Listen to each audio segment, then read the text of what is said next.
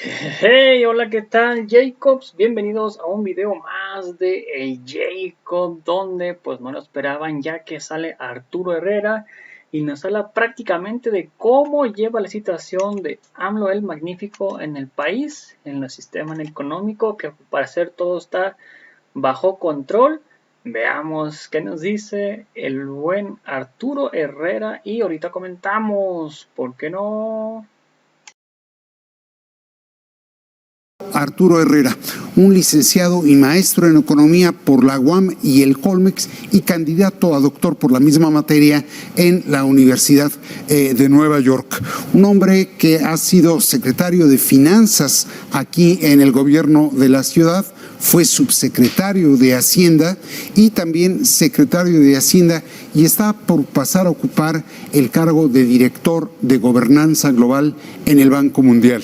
Arturo, te doy la bienvenida. Muchas gracias por la invitación, muy contento de estar contigo. Al revés, Arturo, te vas a formar parte de nuestra fuga de cerebros, por no decir de nuestros cerebros expulsados. ¿Cómo te vas? Mira, contento, yo estoy muy satisfecho de que me hayan hecho este ofrecimiento. Estas posiciones se obtienen por concurso, es un proceso muy largo, donde gentes de distintos países de dentro y fuera del Banco Mundial participan en esto. Hay una serie de entrevistas, una revisión curricular y me siento muy honrado de que el Banco Mundial me haya hecho este ofrecimiento para una posición que es extraordinariamente importante en estas épocas. Cómo hacer que las instituciones funcionen bien en el mundo y cómo hacerlo en un contexto donde estamos saliendo de la pandemia, hay una invasión a un país y hay un crecimiento de la inflación. De esos capítulos justamente quiero platicar contigo, pero antes déjame recordar algo que dijiste el 15 de julio del 2021 cuando te despides de la Secretaría de Hacienda. Para nosotros es una despedida no triste, porque dábamos por sentado que ibas a la gubernatura del Banco de México. Pero si me permites, vamos a ver qué fue lo que dijiste entonces.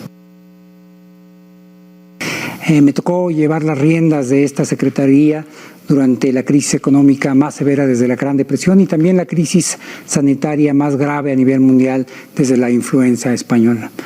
Por eso, en gran medida, los trabajos de la Secretaría estuvieron orientados a tratar de mitigar los efectos que estas crisis podían tener en la población en general, pero sobre todo en aquellos de los más vulnerables. Pero al mismo tiempo cuidamos mucho de enfocar este trabajo de tal forma que mantuviéramos los equilibrios macroeconómicos y financieros del país, para así poder asegurar no solamente que podíamos salir bien de esta crisis, sino que podemos tener una recuperación ordenada y constante en los próximos años. Pues ahí está lo que dijiste en aquel momento, y ciertamente te tocó una crisis sanitaria, te tocó el efecto que provocó en la economía justamente esa crisis. En tu opinión, ¿ya remontó el mundo y particularmente México esa crisis, la crisis pandémica y la crisis económica en la cual derivó? Bueno, creo que lo estamos manejando mejor y creo que hay diversos elementos que nos ayudan a entender qué es lo que está pasando, ¿no? Primero, las tasas de vacunación en México y en el mundo son extraordinariamente altas, es decir, estamos aprendiendo a controlar la pandemia, pero también estamos aprendiendo a vivir con la pandemia. Es decir, porque la pandemia no tuvo una trayectoria creciente y después de creciente ha tenido diversas olas. Y la primera respuesta en la parte económica fue cerrémonos, aislemos todo, y ese fue el golpe económico. Este fue el golpe económico más duro que todas las economías del mundo sufrieron.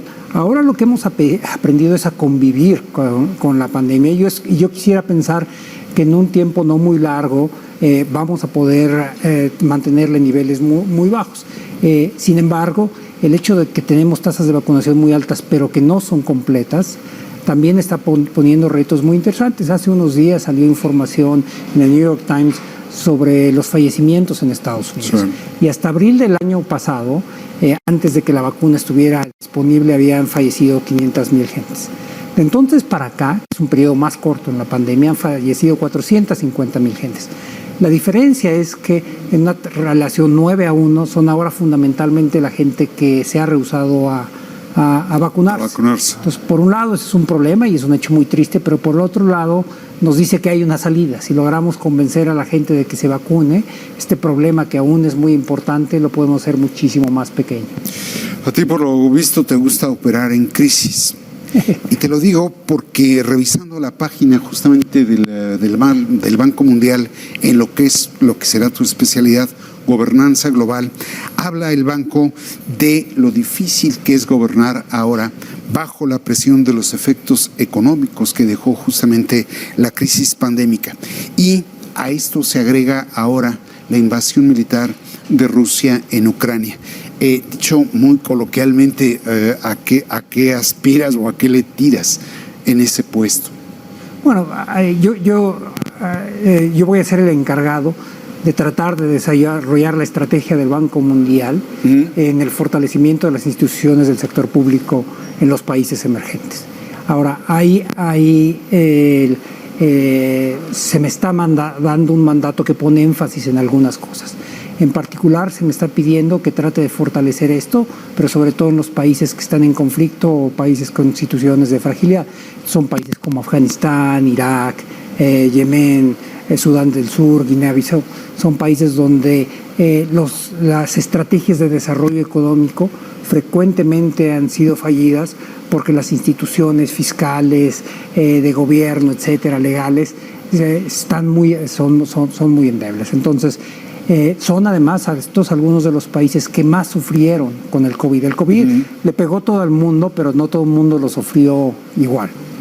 Los países más pobres lo sufrieron más. ¿Está en ese catálogo México? No. El mundo se divide de manera muy esquemática en tres tipos de países, cuando uno los ve por su nivel de desarrollo. Las llamadas economías avanzadas, que son las economías de Estados Unidos, Canadá, los países originales de la OECD, que son básicamente Europa Occidental, más Japón y Australia.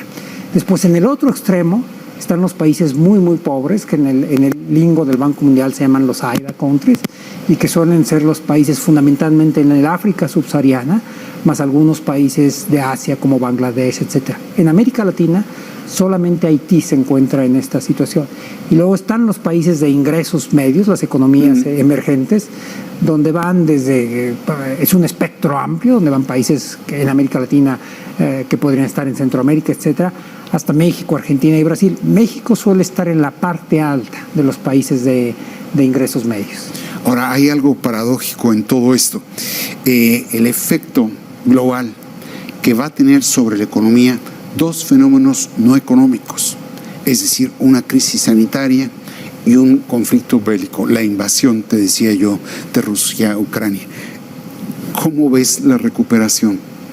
Bueno, estos dos temas no económicos, un tema sanitario y un tema de geopolítica, está impactando la economía a través de dos canales distintos. Uno, un impacto directamente en la actividad económica y, por ejemplo, todavía se ven los efectos del COVID en algunos sectores, los gimnasios, las aerolíneas, los cines, etcétera.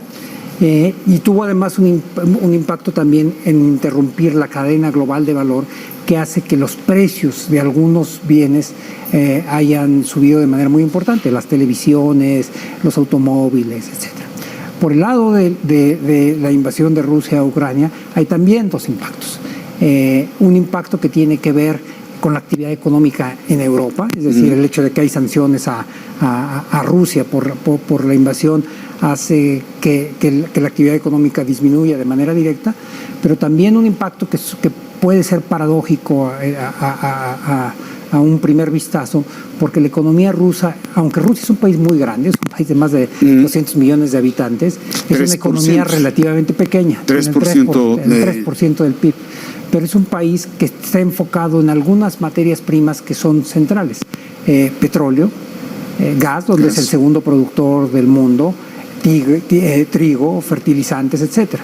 Entonces, la invasión ha tenido ha tenido como resultado un repunte de los precios del petróleo, de la gasolina, etcétera, una restricción del trigo y algunos otros cereales, porque no solamente Rusia, sino también Ucrania era un productor importante. El precio del trigo ha subido 60% desde la invasión, y hay algunos países que se los compraban a ellos en particular, que no es que el precio sea alto, es que ni siquiera están teniendo acceso a ello. Entonces es una situación inusual, porque dado que dos de los problemas son no económicos, parte de la construcción de la salida necesariamente va a tener que ser no económica. ¿Pero es viable la recuperación o se va a retrasar con estos dos fenómenos? No, por supuesto que le impactan. El tema de la invasión de Rusia a Ucrania, que es muy lamentable, y sobre todo las pérdidas en las vidas humanas, y que nos hace ver algo que en esta región de Europa no se conocía desde la Segunda Guerra Mundial, y que parecía una experiencia abandonada, tendrá que resolverse cuando este problema se le encuentre una solución. No va a ser un asunto de semanas, pero tampoco va a ser un asunto de años. ¿Impacta al caso mexicano la recuperación de la economía mexicana estos fenómenos? Sí, pero pone retos, sí pone oportunidades también. Empiezo con lo último. México es todavía un productor muy importante y un exportador de petróleo. El hecho de que se haya invadido Ucrania llevó el precio a la mezcla mexicana por arriba de $100 por barril, o en la vecindad de $100 por barril. Eso hace que el país tenga ingresos que no tenía estimados cuando se preparó el presupuesto. Hay un segundo impacto también por el lado del sector financiero, que es algunas de las sanciones a Rusia asociadas a la invasión de Ucrania tienen que ver con disminuir el juego que tiene en el sector financiero, o de plano sacarlo de los índices de los mercados emergentes. Eso quiere decir que cuando antes un inversionista, un fondo de pensiones alemán, por ejemplo, tenía que poner sus recursos en una canasta donde se encontraban México, Argentina, Turquía, la India, Sudáfrica y Rusia, cuando sacas a Rusia, ahora las mismas canicas se tienen que repartir entre menos jugadores, entonces nos toca más, y parte de eso es lo que vemos en el efecto del peso. Más adelante quiero justamente abordar cómo es que tú estás viendo que hay algunas condiciones que podrían incluso darnos facilidades de algún modo, pero antes de entrar a ellas, pareciera ser, tanto por lo que dices, Rusia apenas representa el 3% en la economía global, Ucrania pesa, pero sobre todo en el mercado de los granos del aceite de girasol. Pero de pronto, entre la pandemia y esta invasión, pareciera ser que la globalización está en duda. ¿Se acabó la globalización? ¿Requiere de una redefinición? ¿Cómo ves? No, van a cambiar las condiciones, ¿no? Y a lo mejor lo que habría que aclarar es que no es la primera vez que pasa en el mundo. Hacia finales del siglo XIX y el inicio de la Primera Guerra Mundial se dio la primera ola de globalización en el mundo, que se montó en lo que eran en ese entonces pues algunos de las grandes innovaciones, el ferrocarril, etcétera, permitió acrecentar el comercio. Después disminuye claramente con la Primera Guerra Mundial, y hay una segunda ola que empieza muy lentamente después de la Segunda Guerra Mundial, y donde después la arquitectura, el GATT, la Organización Mundial del Comercio lo facilita. Eso claramente no va a operar bajo las mismas condiciones. Y no es nada más la invasión de Rusia a Ucrania, es el COVID, es el conflicto comercial entre Estados Unidos y China, que era el tema más importante antes del COVID. Y lo que estos tres elementos han traído consigo es la idea de que el tener una cadena de producción donde una partecita se aquí, una en Vietnam, una en China, etcétera, muy compleja, pero que era muy barata. Resulta que si alguno de esos países se cierra, como fue el caso de China en COVID, o si alguno de esos países no puede exportar, como es el caso de Ucrania, toda la cadena se pone en riesgo. Entonces, probablemente lo que vamos a tener es una mayor concentración de las cadenas de producción, por ejemplo, una cadena en Norteamérica. Y México ahí está muchísimo mejor posicionado que otros países emergentes, por dos razones, porque está cerca de Estados Unidos. Ya entraremos a eso, Arturo. Pero en el fondo, ¿tú ves entonces que resurja una suerte de nacionalismo o de proteccionismo? A ver, hay que calificarlo, ¿no?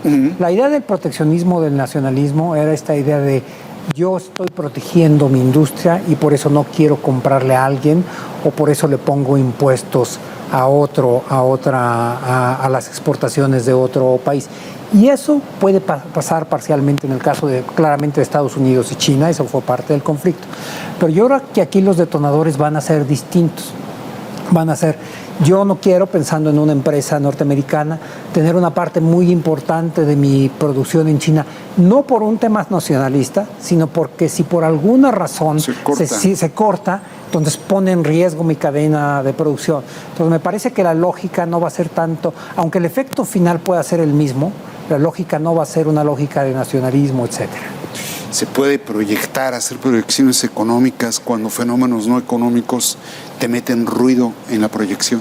Sí, yo creo que lo que vamos a tener que aprender todos es a vivir en condiciones distintas, y eso es lo que se tendrá que modelar de aquí en adelante. Muy bien, si te parece vamos a pasar al capítulo mexicano, pero antes déjame ir a un corte. Y para mi fortuna, Arturo, pude ver una conferencia magistral que diste hace unos días en la UAM y coincidías con Larry Fink en el sentido de que pese a la adversidad económica que prevalece, México está en condiciones de ser beneficiario de ella. Dices tú, por un lado, que el país cuenta con un cuadro macroeconómico estable, con una banca capitalizada, con una deuda sostenible y con la posibilidad de ser destino de inversiones. ¿Tú ves que se nos estén alineando las estrellas para lograr la recuperación? Sí, pero yo creo que hay algo que es importante subrayar. Esto quiere decir que tenemos la oportunidad. No se va a dar por sí solo, hay que aprovechar esta oportunidad. Y lo que hace distinto a México de otros países de América Latina es que efectivamente el endeudamiento y la parte macro está bajo control. La mayor parte de la deuda mexicana está en pesos. La parte que está en dólares está muy a largo plazo y está a tasas fijas. Es decir, incluso cuando hubiera una devaluación o algo, el riesgo del impacto es muchísimo menor que lo que fue, por ejemplo, en los 80s o en los 90s.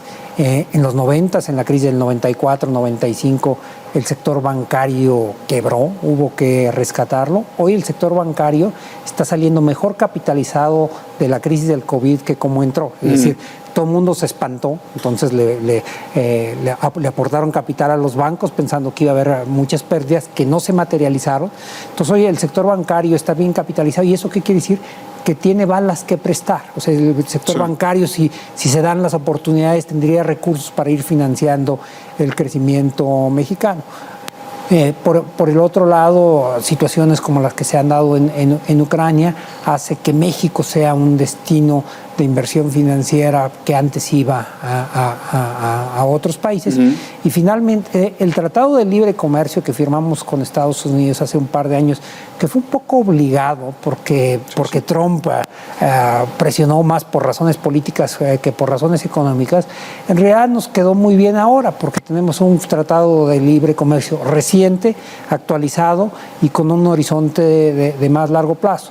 Entonces están ahí las cosas como para que las aprovechemos. Hay algunas más, por ejemplo, la recuperación en Estados Unidos se está dando mucho más rápido de lo que todo el mundo esperaba. En parte por eso vemos las presiones inflacionarias. Uno de los resultados de estos es que las tasas de desempleo en Estados Unidos están a niveles históricamente bajos. Otra forma de verlo es que no encuentran trabajadores. Entonces, algunas de esas inversiones que requieren, sí, capital, maquinaria y trabajadores, pero no encuentran trabajadores, se están viniendo a México. Entonces, ya estamos viendo un aumento de la inversión extranjera directa en nuestro país. Ahora, están pues dadas esas 4 condiciones que tú destacas como posibles de permitirnos o de favorecer o facilitar la recuperación, pero señalas que hay 2 componentes no económicos con los cuales hay que tener cuidado. ¿Cuáles son estos? Mira, son justamente la invasión de Rusia a Ucrania y el COVID, y principalmente por la relación que tienen con sus efectos en la inflación.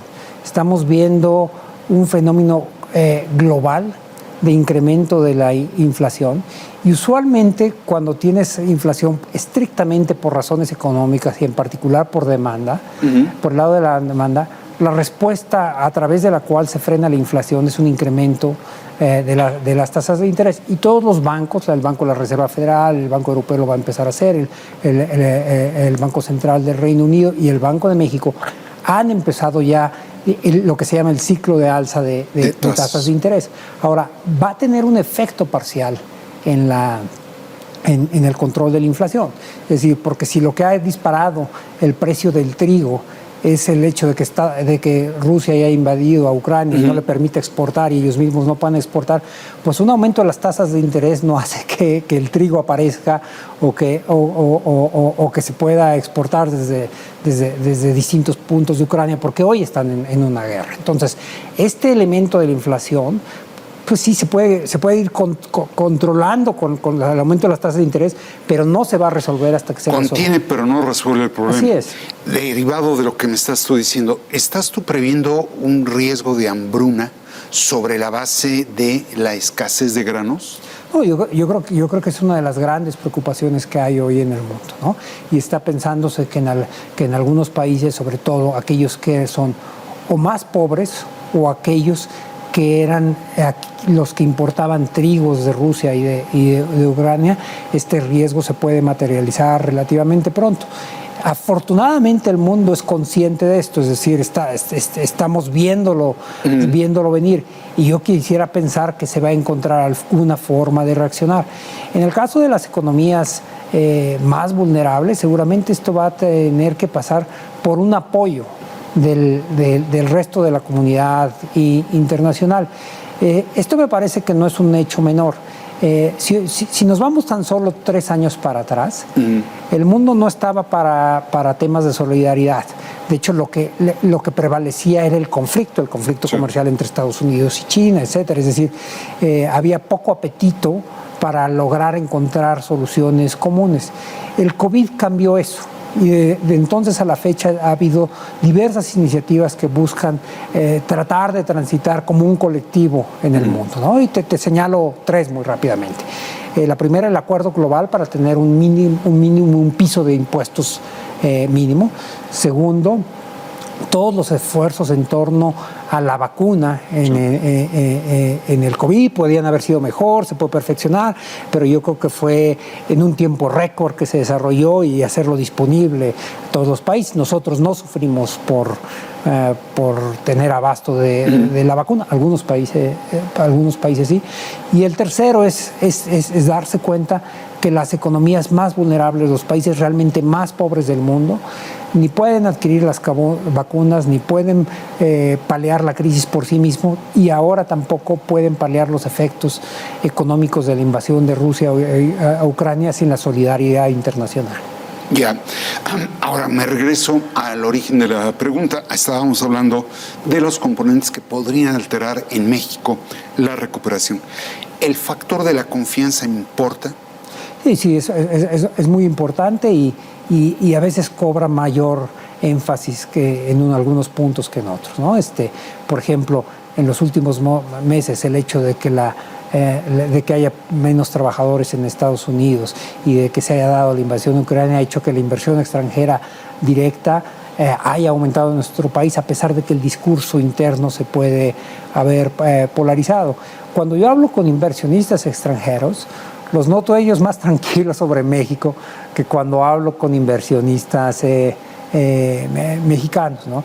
Yo creo que hay un punto ahí que es una tarea por resolver, es un punto pendiente que se está volviendo clave para tratar de mandar las señales correctas y que todo el mundo tenga un horizonte más o menos estable, que es el tema del sector energético.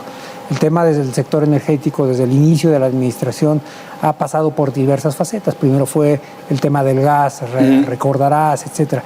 Yo creo que lo que es importante hacer es llegar a una solución, cualquiera que sea. La incertidumbre tiene más impacto que las decisiones finales. Ya, déjame traer algo justamente de la conferencia que diste, creo que el 18 de mayo, en la Universidad Autónoma Metropolitana, que me llamó la atención. Si te parece, lo vemos en la pantalla. Hay muchos países, y en particular en América Latina, donde se está polarizando la discusión y el entorno político, ¿no? En Chile, que siempre habían sido, pues, no medio medidos. De repente, en las últimas elecciones tienes a Boric, que estaba a la izquierda de Bachelet, y el candidato de la derecha que estaba pero bien pegado a la derecha, ¿no? Lo mismo pasó en Perú, lo mismo pasó en Ecuador, etcétera. Entonces, está habiendo una polarización del discurso regional, y si bien eso es un ejercicio del juego democrático que me parece que es bienvenido, no contribuye a la inversión. Me quedo con la última expresión que tienes. La polarización no contribuye a la inversión. Sí. ¿Cómo moderar el discurso sin renunciar a la práctica política? Bueno, primero hay que tratar de entender las razones de fondo, porque lo que yo señalaba en esa charla es que la polarización es algo que se está dando de manera generalizada en América Latina, pero también en otros países. Y ahí mencioné lo que pasó en Ecuador, Perú y Chile, pero pasó también hace unos días en Colombia. En Colombia. Los dos candidatos que van a ir a la segunda vuelta son Gustavo Petro, que está a la izquierda de los candidatos tradicionales colombianos, un exguerrillero él mismo, y Hernández, que todo el mundo de manera tal vez caricaturesca dicen que es el Trump tropical, a la derecha de Uribe, por ejemplo, ¿no? Entonces, esta polarización tiene diversas razones. Una de ellas es, América Latina siempre había sido una región desigual, es decir, es una región donde los ricos tienen una parte mucho más, un porcentaje mucho más alto del ingreso que lo que tienen los países avanzados o lo que tienen los países muy pobres. Pero al mismo tiempo hay una tendencia a la concentración del ingreso en todo el mundo, no nada más en América Latina, desde 1980. Y esto se está materializando hoy en contradicciones muy fuertes en los países, en las economías como las nuestras, en este tipo de aspectos en el sector electoral, en el electorado, pero también, por ejemplo, en el Reino Unido. El Brexit fue eso, ¿no? El Brexit fue el reclamo de un sector de la población que a lo mejor equivocadamente le echó la culpa a los inmigrantes de las contradicciones internas. Entonces, uno de los problemas, una de las causas es la desigualdad y tiene que empezarse a atacar de manera decidida. A ver, tocaste ya un tema que fue tu tesis, creo que de licenciatura, el voto mediano que le llamas. Sí, fue maestría, sí. Maestría, perdón. Ahora, si es así, ¿cómo lograr abatir la desigualdad sin vulnerar la inversión? ¿Se puede? Sí, por supuesto que se puede. Yo creo que había un mito que venía de los 80 justamente. ¿Y por qué la gente piensa en un parteaguas en 1980? Es cuando llegó Margaret Thatcher al Reino Unido y cuando llegó Ronald Reagan a Estados Unidos, y ellos decían la desigualdad es irrelevante, si crecemos mucho va a haber un goteo o los de arriba van a jalar a los de abajo, ¿no? En países donde hay muy poca pobreza comparada como los nuestros, como los países europeos, la desigualdad se vuelve un problema, es decir, es un problema en sí mismo. Y lo que esto necesita es un proceso de reflexión interna de los países de hacia dónde queremos ir, qué es lo que queremos que el gobierno provea en materia de servicios como educación, salud, seguridad, y entonces tenemos que ponernos de acuerdo cuáles son los recursos que el gobierno requiere para eso y quiénes los van a ir aportando. Alguna vez escuché yo a algún colega, cuando fue en mi primera vuelta en el Banco Mundial, decir que esto era la forma en la que se sintetizaba el pacto social, un poco en el contrato social, un poco en el sentido de Rousseau, ¿no? Y es algo que nosotros tenemos que decidir también para nuestro país. Pues para el caso mexicano tocaste 3 capítulos fundamentales donde no tenemos un acuerdo. Dijiste salud, dijiste educación, dijiste seguridad. ¿Te parece que es un manejo correcto el que se está llevando a cabo en esas materias? Bueno, primero que hay que tomarlo con un granito de salto lo que está pasando, porque y a mí me tocó ser parte de esta administración.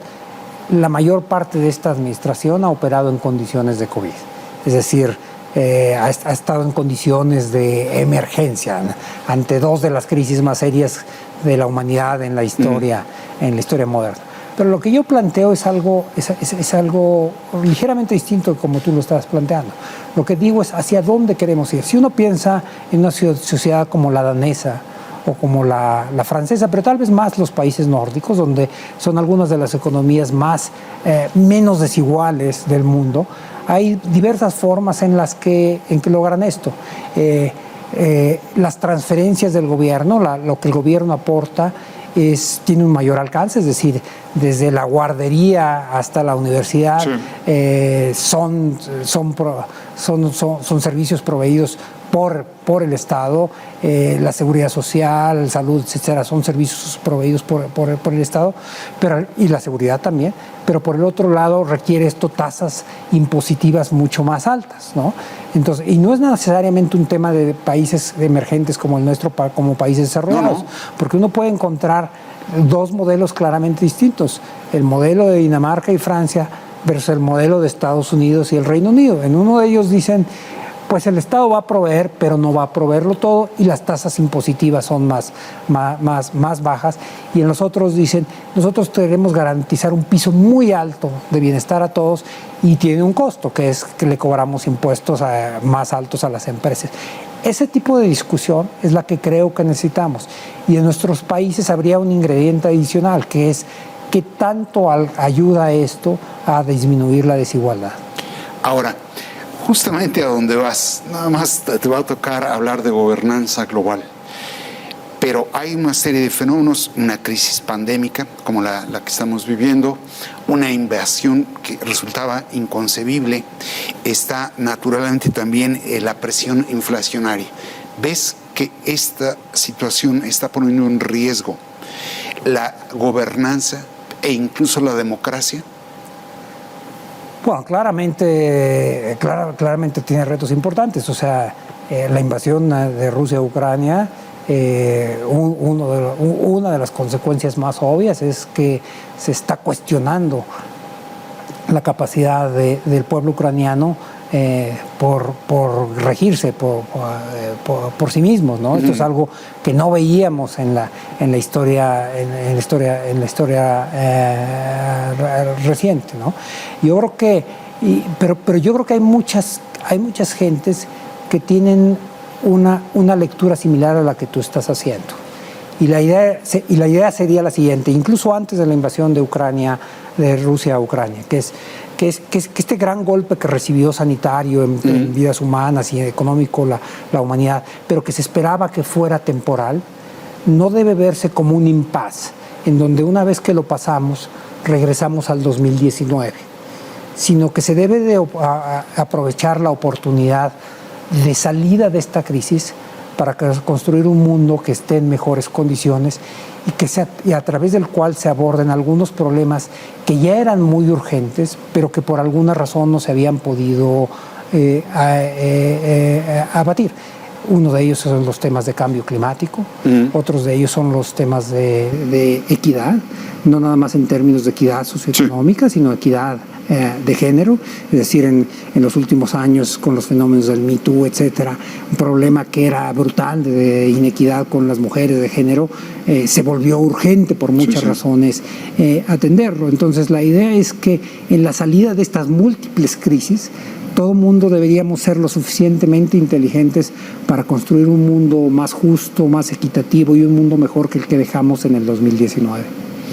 Pues muy interesante, te deseamos la mejor de las suertes ahí en el Banco Mundial, que es el hogar al que regresas, por lo demás. Sí, fue ya mi casa y parece ser que hago eso de vez en cuando. Yo inicié mi carrera después de mis estudios de doctorado en Hacienda, y en una posición muy pequeñita, muy bajita, y muchos años después regresé a Hacienda, y ahora también con este impasse de 4 años voy a regresar al Banco Mundial, que se han portado muy bien conmigo, un lugar muy interesante para trabajar. Qué bueno, te agradezco mucho la disposición, como desde luego le agradezco a los seguidores del financiero Bloomberg el hecho de acompañarnos aquí en Entredichos. Muchas gracias.